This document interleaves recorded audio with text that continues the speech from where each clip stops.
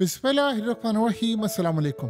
आप इमेजिन कर लें कि अगर इसराइल की ये हालत हो गई है कि आज लेबनान का एक ड्रोन आया और इसराइल की राफाइल जो एडवांस डिफेंस सिस्टम फैक्ट्री है उसको उड़ाने के लिए आया। ये इतना बड़ा इवेंट था, इतना बड़ा इवेंट था कि तारीख में कभी भी नहीं हुआ। कि आप इमेजिन कर लें कि जिस जगह पर इसराइल यानी आप सोचे मैन्युफैक्चरिंग करता है, आयरन डोम बनाता है, यानी जो समझते हैं वो कि उनकी बैकबोन है या जिसने पूरे इसराइल को बचा कर रखा हुआ है, डेविड स्लिंग बनाता है, स्पाइक मिसाइल यानी इनके मिसाइल बनाने वाली जो फैक्ट्री है।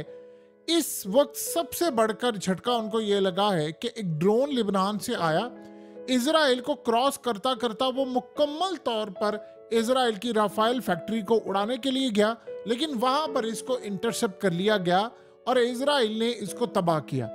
अब यहां सिस्टम ये नहीं है कि आपने एक ड्रोन आया है और उसको आकर तबाह कर दिया है। यानी आप अंदाजा कर लें कि अब तो सूरत हाल फिर ये हो गई है कि वो कल को पार्लियामेंट भी चला जाएगा, पार्लियामेंट के ऊपर चला जाएगा, आप उसको रेड जोन में दाखिल होगा तो आप उसको उड़ा देंगे। या इन केस लट से आप सोचें कि वो इनके घरों तक चला जाए, इनकी सुप्रीम कोर्ट तक चला जाए, इनके पूरे मुल्क के अंदर एजेंसियों के हेडक्वार्टर तक चला जाए, फौज के हेडक्वार्टर तक चला जाए, हर जगह चला जाए। वैसे तो आपको पता है कि लिबनान के ड्रोन जो है वो काफी हद तक इनकी नेवी के हेडक्वार्टर से ऊपर से उड़े हैं, हर जगह पर गए हैं, लेकिन बाकायदा कोई ड्रोन मारने के लिए आए तो आप अंदाजा कर सकते हैं कि किस लेवल की नाकामी हो गई है इसराइल की, कि पूरा इसराइल वो क्रॉस करके नॉर्दर्न साइड के ऊपर उनकी राफेल फैक्ट्री को उड़ाने के लिए गया और जब बिल्कुल ऊपर गया तो इन्होंने इसको इंटरसेप्ट कर लिया। देखिए, ड्रोन को रोकना कोई बड़ी कामयाबी नहीं है इस दफा। आप ये सोचें कि आज आपने एक ड्रोन रोका है तो हो सकता है कल को स्वार्म ड्रोन्स को 20-25 भेजते हैं, उनमें से आपको कितने रोकेंगे? हो सकता है वो आपके नीचे जो ये तमाम का तमाम आयरन डोम ये चीजें बन रही है उसको वो उड़ा कर रख कर दे। तो अब वो असल में टारगेट उन चीजों को कर रहे हैं कि जहां से इसराइल का माल बनकर जाता है, जहां से आयरन डोम बनता है। पहले उन्होंने आयरन डोम को तबाह किया, फिर उन्होंने रेडार सिस्टम को तबाह किया, फिर जासूसी के नेटवर्क को तबाह किया। अब वो सीधा सीधा जाकर तबाही कर रही हैं इसराइल की मैन्युफैक्चरिंग यूनिट्स का, यानी जहां पर इनके मिसाइल बनते हैं, जहां पर इनकी तमाम चीजें बनती हैं, जहां से निकलकर सब कुछ आता है। अब ये उसको तबाह करने के लिए चले गए। देखिए, दो चीजें आप ज़हन में रख लीजिएगा कि आज लिबनान ने एक चीज बताई है कि उन्होंने हल्का ड्रोन भेजा। ये एक सादा सा ड्रोन था जिसको इंटरसेप्ट किया जा सकता था। उन्होंने ये देखा कि हम कहां तक जा सकते हैं। इसराइल को उन्होंने आज पैगाम ये दिया है कि आप जंग बढ़ाना चाह रहे हैं, अगर आप ये सोचते हैं कि हम यहां तक आ सकते हैं तो सोचें हम कहां तक जा सकते हैं। अगर हमने अपने एडवांस ड्रोन्स भेज दिए तो मुकम्मल तौर पर आपकी फैक्ट्रीज उड़ा दी जाएंगी, जहां जहां आपके मिसाइल सिस्टम बन रहे हैं हम उसको उड़ा देंगे। और एक बात याद रखिएगा कि जहां आप मिसाइल सिस्टम उड़ाएंगे, फिर याद रहे अगर वो वहां पर हमला करते तो नीचे उनके मुकम्मल तौर पर वो लोग बैठे हुए थे जो काम कर रहे थे, वर्कर्स थे, उनके पूरी यूनिट्स के लोग थे। जाहिर सी बात है कोई छोटी बात नहीं है, तो जिस दिन वो उड़ाना चाहेंगे वो उड़ा देंगे। ये इसराइल के लिए इतना बड़ा झटका है कि एक ड्रोन तमाम चीजें क्रॉस करता करता पूरे इसराइल, यानी आप सोच लें जिस यूनिट के अंदर काम किया जा रहा है, डिफेंस चीजें बनाई जा रही हैं, उसके ऊपर एक ड्रोन आता है और वो समझ लें रेड जोन है। वहां तक तो आने की नौबत ही नहीं होनी चाहिए थी। होना तो ये चाहिए था कि उसको दूर दराज इलाके के अंदर ही उसको इसराइल में दाखिल होने से पहले उड़ा दिया जाए। अब आप अंदाजा करें कि अगर ये सूरत हाल पैदा हो गई है तो जब ये उड़ा देंगे तो फिर इसराइल क्या करेगा? आपको पता है कि इस वक्त बरतानिया ने इनको हथियार और बहुत सारी चीजें देना बंद कर दी। अब जहां से इसराइल के अपने ड्रोन्स बनते हैं, सोचो उस फैक्ट्री को आप उड़ा दें, आप इसराइल के ड्रोन्स की कैपेबिलिटीज को तबाह कर दें। अब ये असल में एक लॉन्ग टर्म जंग के लिए उन्होंने बहुत बड़ा इंदिया दिया है। मिसाल के तौर पर आप जंग कर रहे हैं, आप पर इस वक्त मिसाल के तौर पर बरतानिया ने कह दिया कि जी हम हथियार नहीं देंगे या मिसाइल और चीजें नहीं देंगे। अब कल को आप ड्रोन्स की जंग हो रही है, आप उनके ड्रोन्स तबाह कर रहे हैं और आप चुन चुन कर उनकी फैक्ट्रीज को तबाह करना शुरू कर दिया। आपके ड्रोन्स आगे तक जा रहे हैं, आपके नॉर्दर्न साइड पर हर जगह जाकर उनकी फैक्ट्रीज उड़ा रहे हैं, फिर आप कहां पर जाएंगे? ये सूरत हाल आज जब हुई है तो आप सोचें कि नेतन्याहू एज यूजुअल उसको ये लग रहा है कि ठीक है जी हमने तबाह कर लिया है, लेकिन ड्रोन अंदर तक आ गया है। आपको याद है कि रिसेंटली जब खबर आई थी, इसराइल के मीडिया ने चीख चीख कर बताया था कि हिजबुल्लाह का एक ड्रोन आया है और वो नेतन्याहू के घर की तस्वीर लेकर वापस चला गया है। और हम फॉल्स अलार्म उसको समझकर यानी उसको चैलेंज करते रहे, इंटरसेप्ट करने की कोशिश करते रहे, हम उसको पकड़ नहीं सके।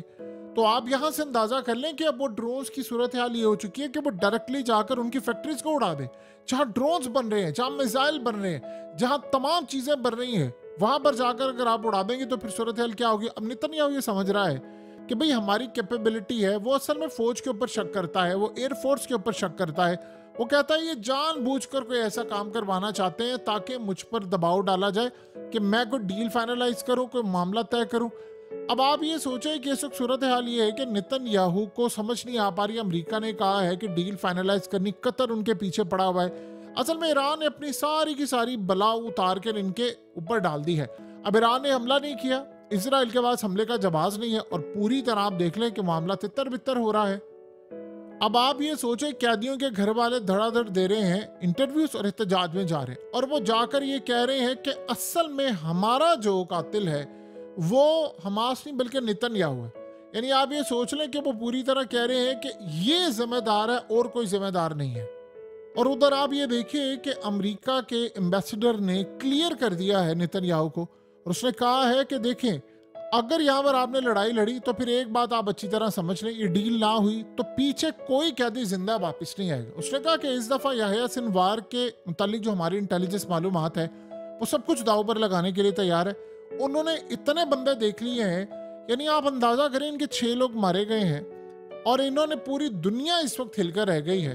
तो जिनके इन्होंने यानी कोई 1,00,000-1,50,000 बंदा मार दिया है, 20-25 लाख लोग घर बेघर कर दिए हैं, वहां पर 1800 बिल्डिंग्स उड़ा दी हैं, उसको कोई दुनिया देख ही नहीं रही। इनके 6 बंदे जो हैं वो बड़ी अहमियत इख्तियार कर गए हैं। अब असल में कहानी ये है कि नेतन्याहू को वार्न कर दिया गया है कि अब वो अंदर तक पेनिट्रेट कर रहे हैं। जितना वो अंदर तक आ रहे हैं खौफ बढ़ता जा रहा है। देखिए नेतन्याहू इसीलिए तो चल रहा है कहानों की यानी बातों के ऊपर। वो कह रहा है जी हमारा महूरत आ गया है, जबकि आर्मी चीफ ये कह रहा है कि भाई ग्राउंड रियलिटीज ये हैं, हमारी टेक्नोलॉजी उनके आगे फेल हो रही है, वो अपने ड्रोन्स लेकर आ रहे हैं। अगर आज मिसाल के तौर पर ये राफेल फैक्ट्री इनकी पूरी तबाह कर देते तो देखिए इसराइल ने बड़ा हार्श रिस्पॉन्स देना था। इसके लिए वो तैयार बैठा हुआ है, यानी वो जाता और जाकर पूरी तरह तबाह कर देता। हो सकता है हसन नसरुल्लाह को वो मार देते, हो सकता है बहुत सारे काम कर देते।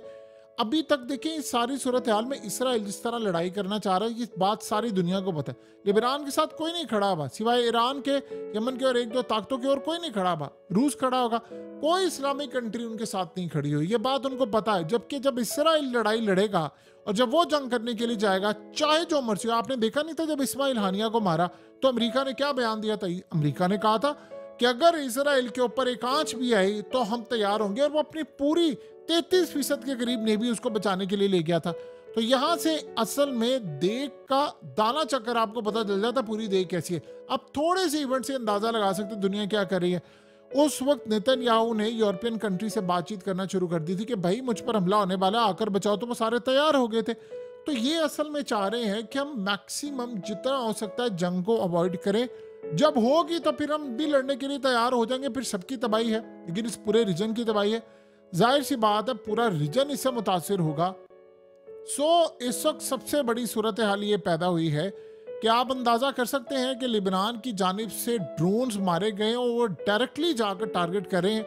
और ये थे बड़े, आप समझ लीजिए कि वेस्पा टाइप, यानी एक फोके से ड्रोन आप कह सकते हैं, या जिसमें कोई कैपेसिटी नहीं है, जिसकी वैल्यू नहीं है, या लो क्वालिटी ड्रोन्स थे कि आसानी के साथ उनको इंटरसेप्ट किया जा सकता था। आपने सिर्फ पैगाम देना होता है कि भाई हम यहाँ तक जा सकते हैं, हम ये काम भी कर सकते हैं। इस वक्त सूरत हाल बड़ी अजीबोगरीब है। देखिए जो नेटवर्क इजराइल का यानी मुखबरों का लिबनान के अंदर है या ईरान के अंदर है, ये सारे मिलकर भी इसराइल में वो नेटवर्क नहीं कायम कर सके। इसराइल ने डे फर्स्ट से ही अपनी तमाम की तमाम चीज़ों को बहुत ज़्यादा 100% रखा हुआ है, वो ये काम नहीं कर सके। और ये इसराइल की कामयाबी है कि वो दुनिया के हर मुल्क के अंदर जाकर उसने एक ऐसा सिस्टम रखा हुआ है पैसे के जरिए, पोजीशन के जरिए, लेकिन ये इसराइल में वो उस लेवल का काम नहीं कर सके। इसीलिए आर्मी चीफ, एयर चीफ, ये सारे इसको पुश कर रहे हैं कि रेलवे हमारे उड़ जाएगा, हमारा पावर सिस्टम उड़ जाएगा, हमारा पूरा निज़ाम धर्म भरम हो जाएगा अगर हम इस जंग में कूद गए हैं। आज अगर ये सूरत हाल हो गई है तो कल को फिर अगला नंबर भी आ जाएगा। आने वाले वक्त में हालात ये बता रहे हैं कि चीज़ें इसराइल के लिए ख़राब हैं, यानी अगर ये लड़ाई होती है तो इन्होंने वहाँ पर जाकर बहुत ज़्यादा बमबारी करनी है, तो फिर इनकी भी बड़ी बर्बादी होने वाली है। और इसीलिए नेतन्याहू को आज अमेरिका ने कहा है कि वो एक अमेंडमेंट करने के लिए जा रहा है, यानी उसमें सीन ये होगा कि एक नई चीज़ ऐड करके मुज़ाकरात के लिए पेश की जाएगी। यहया सिनवार ने कह दिया है कोई अमेंडमेंट कबूल नहीं होगी, एक और आखिरी फैसला, फौज यहां से निकल जाए, इस जंग को बंद करे, कैदियों का तबादला करे, खत्म कहानी। जो जंग बंदी के दौरान मुल्क आगे आएगा और जो यहां पर आकर गारंटी देगा नहीं करेगा, फिर वो खमियाजा भुगतने के लिए तैयार है। सो इसीलिए आज राफेल फैक्ट्री उड़ते उड़ते बची है। इस दफा उन्होंने पैगाम दिया है, अगली दफा पैगाम नहीं होगा, सिर्फ और सिर्फ एक्शन होगा और बड़ा सख्त एक्शन होगा।